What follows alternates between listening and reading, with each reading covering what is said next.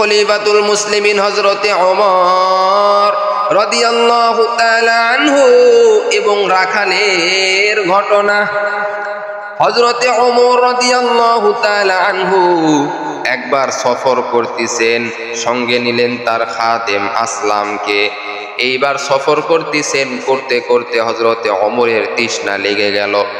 খলিফাতুল মুসলিমিন হযরতে ওমরের তৃষ্ণা লেগে গেল। এইবার খাদেম আসলামকে বলে, ও খাদেম আসলাম, দেখো আশেপাশে কোনো বাড়ি পাওয়া যায় কিনা। এইবার খাদেম আসলাম খোঁজাখুঁজি করলো, কিন্তু কোনো বাড়ি পাইল না।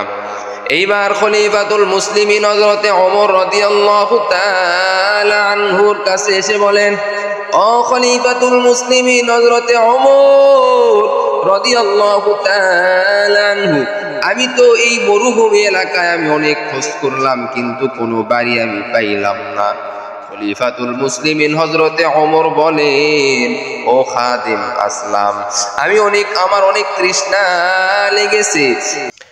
অনেক তৃষ্ণা লেগেছে, যদি একটু পানি অথবা দুধ যদি আমি পান করতে পারতাম তাহলে আমার তৃষ্ণাটা নিবারণ হয়ে যাইত। ও খাদেম আসলাম, দেখো আশেপাশে কোনো বকরি পাও কিনা, ছাগল পাও কিনা, ওই ছাগলের দুধ আমি দহন করিয়া আমার তৃষ্ণাটা আমি নিবারণ করব। এইবার এই খাদেম আসলাম আশেপাশে ছাগল দেখার জন্য রওনা হয়ে গেল। আশেপাশে কোনো ছাগল দেখা যায় কিনা। ওরে আল্লাহর বান্দা খাদেম আসলাম এইবার দূরে এক জায়গায় তাকায়া দেখে অনেকগুলি ছাগল দেখা যাচ্ছে। একজন রাখাল ওই ছাগলগুলি চড়াইতেছে।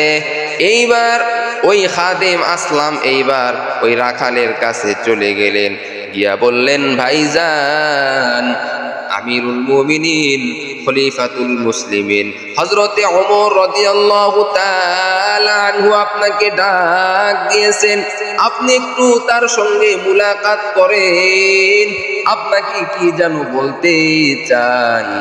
এইবার ওই রাখালটা চলে আসলো, খলিফাতুল মুসলিমিন হযরতে ওমরের কাছে চলে আসলো। এসে এইবার খলিফাতুল মুসলিমিন হযরতে ওমরকে তো ওই রাখাল চিনতে পারে নাই। এইবার খলিফাতুল মুসলিমিন হযরতে ওমর রাদিয়াল্লাহু তাআলা আনহু এইবার বলতেছেন, ও রাখাল ভাই, আপনার কাছে এতগুলি ছাগল রয়েছে, এই ছাগলগুলির মধ্যে থেকে একটি ছাগলের দুধ আমি দহন করে আমি একটু খাইতে চাই, কারণ আমি অনেক তৃষ্ণার্ত, আমি অনেক ক্ষুধার্ত, আপনি দিবেন কিনা। এইবার এই রাখাল বলেন, ও ভাইজান, এই ছাগলের দুধ যদি আমি আপনাকে দিতে পারবো, কিন্তু আমাকে বাধা দিবে না। কিন্তু আমার মালিক তো এই কথা জানে না, আমার মালিকের কাছ থেকে তো আমি অনুমতি নেই নাই। অনুমতি ছাড়া যদি আপনাকে আমি দুধ দহন করে খাওয়াই, তাহলে আমার মালিকের কাছে আমি কি জবাব দিব। এইবার খলিফাতুল মুসলিমিন হযরতে ওমর রাদিয়াল্লাহু তাআলা আনহু বলেন, ও ভাইজান, আমি আপনাকে কিছু টাকা দিতেছি, একটি ছাগল আমাকে দিয়ে দেন, যেন আমি দুধ দহন করে খাইতে পারি এবং আপনাকেও খাওয়াইব। ওই ছাগলটা জবাই করিয়া আমিও গোশত যেন খাইতে পারি, আপনাকেও আমি গোশত দিব। আর এইবার হযরতে ওমর রাদিয়াল্লাহু তাআলা আনহু বলেন, যখন আপনার মালিক আপনাকে বলবে যে একটা ছাগল তো আমি দেখতে পাচ্ছি না, তখন আপনি বলবেন একটি ছাগল বাঘে খেয়ে ফেলেছে, এই কথা বলে আপনি পার পেয়ে যাবেন। ওরে আল্লাহর বান্দা, কিন্তু এই রাখাল তো ইমানদার ব্যক্তি। এই রাখাল এইবার বলে, ও ভাইজান, আমি যদিও আপনাকে এতগুলি ছাগলের মধ্যে একটি ছাগল আমি আপনাকে দিতে পারবো, কিন্তু ভাইজান, আমার মালিক যদিও জানবে না, এতগুলি ছাগলের মধ্যে যদি একটা ছাগল যদি চলে যায়, এতগুলি ছাগলের মধ্যে যদি একটি ছাগল যদি চলে যায়, তাহলে আমার মালিক তো জানবে না।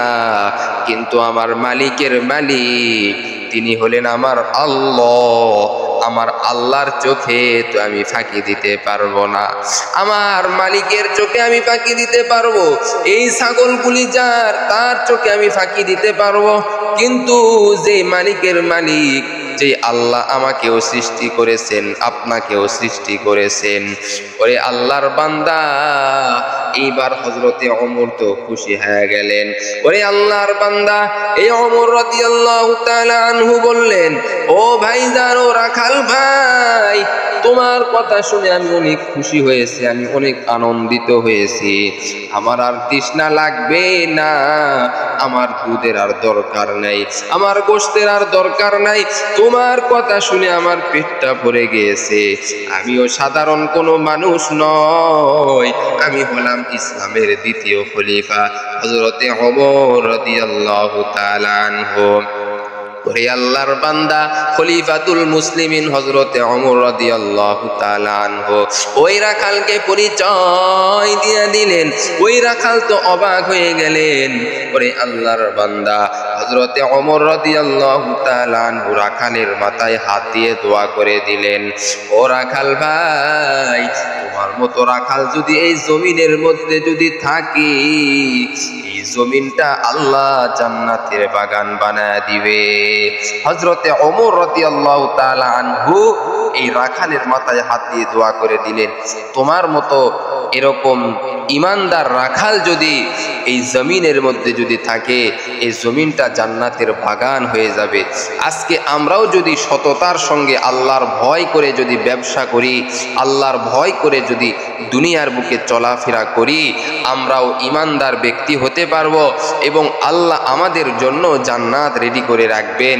কিন্তু আজকে বর্তমান সমাজে আমরা বিভিন্ন গুনাহের মধ্যে লিপ্ত রয়েছি, আমানতের খেয়ানত করি, যেই কথা বলি সেই কথা অনুযায়ী কাজ করি না। এই কাজগুলি কখনো করা যাবে না। আল্লাহকে ভয় করতে হবে। যেমন একটি রাখাল আল্লাহকে ভয় করেছে, এজন্য সে দামি হয়েছে। আমরাও যদি আল্লাহকে ভয় করি, আমরাও দামি হতে পারবো।